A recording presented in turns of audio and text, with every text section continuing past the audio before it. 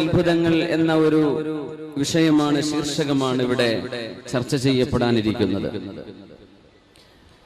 ആലമുൽ ആഖിറ അല്ലെങ്കിൽ ആലമുൽ ബർസഖ്, മനുഷ്യന്റെ മരണത്തോടുകൂടെ ഖബറിലേക്ക് പ്രവേശിക്കുന്ന ആലമുൽ ബർസഖ്, അതിനപ്പുറത്തേക്ക് ബഅ്സുൻ നുശൂർ, റിസറക്ഷൻ സംഭവിച്ചാൽ, അല്ലാഹു തആല ഉയർത്തെഴുന്നേൽപ്പ് നൽകിയാൽ അവിടെ നിന്നങ്ങോട്ടുള്ള ശാശ്വതമായ ആഖിറ. ഈ രണ്ട് ജീവിതം നമ്മുടെ കൺമുമ്പിൽ നിന്ന് തീർത്തും ഗൈബിയായി കിടക്കുന്ന ഒരു ലോകമാണ്. നമ്മുടെ ഹ്യൂമൻ സെൻസുകൾക്ക് ഒരിക്കലും ആക്സസ് ചെയ്യാൻ സാധിക്കാത്ത വിധം അല്ലാഹു മനുഷ്യരുടെ കണ്ണിൽ നിന്ന് ഇല്ലാ മാ റഹിമ റബ്ബി, അല്ലാഹു തിരഞ്ഞെടുക്കുന്നവർക്കല്ലാതെ മറ്റാർക്കും അതിലേക്ക് ആക്സസ് നൽകിയിട്ടില്ലാത്ത, കടന്നു വരാൻ സാധ്യമല്ലാത്ത ഒരു അദൃശ്യ ലോകം അല്ലാഹു നമ്മുടെ മുമ്പിൽ വെച്ചിരിക്കുകയാണ്. ഖബർ ഒന്നുകിൽ സ്വർഗമാണ്, അല്ലെങ്കിൽ നരകത്തിന്റെ കഷ്ണമാണ്. അത് വെറും ഒരു മണ്ണിന്റെ വീടല്ല എന്ന് ഒരുപിടി ഹദീസുകളിൽ വിശുദ്ധ റസൂലുള്ളാഹി സ്വല്ലല്ലാഹു അലൈഹി വസല്ലം തങ്ങൾ നമ്മെ പഠിപ്പിച്ചിട്ടുണ്ട്. ബനു നജ്ജാർ ഗോത്രക്കാരുടെ ഒരു തോട്ടത്തിലൂടെ നബി തങ്ങൾ അവിടുത്തെ ഒരു കോവർ കഴുതയുടെ മീതെ സഞ്ചരിച്ചു കൊണ്ടിരിക്കെ ആ മൃഗം പേടിച്ച് വിറച്ച് വിറങ്ങലിച്ച് ഓടുന്ന കാഴ്ച കണ്ടപ്പോ അഷ്റഫുൽ ഖൽഖ് സ്വല്ലല്ലാഹു അലൈഹി വസല്ലം തങ്ങൾ ചോദിച്ചു, ഞാൻ ഇവിടെ കാണുന്ന 5-6 ഖബറുകൾ ഇതാരുടേതാണെന്ന് നിങ്ങൾക്കറിയുമോ? ഒരാൾ പറഞ്ഞു, നബിയെ എനിക്കറിയാം. അവരാരായിരുന്നു?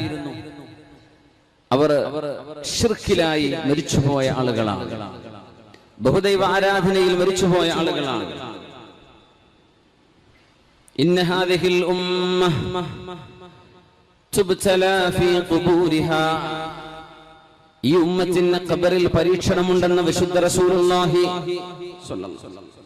ഫലൗലാ അൻ തുദാഫിനു ലദഅഉതു അല്ലാഹ അൻ യുസ്മിഅകും മിൻ അദാബിൽ ഖബറി അല്ലദീ അസ്മഉ മിൻഹു. ഖബറിൽ കിടക്കുന്ന ആളുകൾ അനുഭവിക്കുന്ന ലോകം ഞാൻ അറിയുന്ന പോലെ, ഞാൻ കേൾക്കുന്ന പോലെ നിങ്ങൾക്ക് കേൾക്കാൻ അല്ലാഹുവിനോട് ദുആ ചെയ്യാൻ എനിക്ക് സാധിക്കും. നിങ്ങൾ കേൾക്കാത്തത് അവിടെ നടക്കുന്നുണ്ട്, നിങ്ങൾ കാണാത്തത് അവിടെ നടക്കുന്നുണ്ട്. ഞാൻ അറിയുന്ന ആ ലോകം നിങ്ങൾ അറിയിക്കണമെന്ന് ഞാൻ അല്ലാഹുവിനോട് ദുആ ചെയ്താൽ അത് സംഭവിക്കും. പക്ഷേ അങ്ങനെ ഒരു സംഭവം നിങ്ങൾ കേൾക്കാനിടയായാൽ ലൗലാ അൻ തുദാഫിനു, ഒരു മയ്യിത്തും നിങ്ങൾ മറവ് ചെയ്യാതെ ഇട്ടേച്ച് ഓടിപ്പോയേനെ. അങ്ങനെ ഒരു പേടിയില്ലായിരുന്നുവെങ്കിൽ നിങ്ങൾ അത് കേൾപ്പിക്കാൻ ഞാൻ അല്ലാഹുവിനോട് ദുആ ചെയ്തേനെ എന്ന് ബനു നജ്ജാറിന്റെ തോട്ടത്തിന്റെ ഉള്ളിൽ വെച്ച് റസൂലുള്ളാഹി സ്വല്ലല്ലാഹു അലൈഹി വസല്ലം.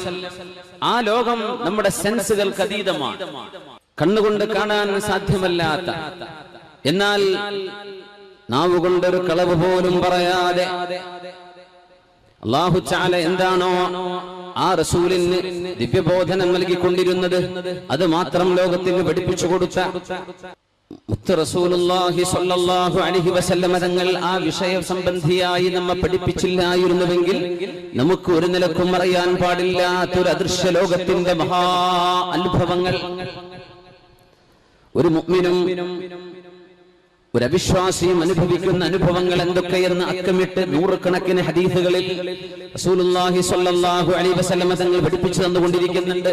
മരണം ആസന്നമാകുന്നിടം മുതൽ ആരംഭിക്കുന്ന ഒരു ലോകമാണ്. അവിടെ മുതൽ അങ്ങോട്ടുള്ള സംഭവങ്ങൾ അല്ലാഹു ഇഷ്ടപ്പെട്ട ചില ആളുകൾക്ക് പറഞ്ഞു കൊടുത്തു. നമ്മൾ അത്തരം ചില അനുഭവങ്ങളിലൂടെയാണ് നമ്മുടെ ചർച്ച കൊണ്ടുപോകുന്നത്.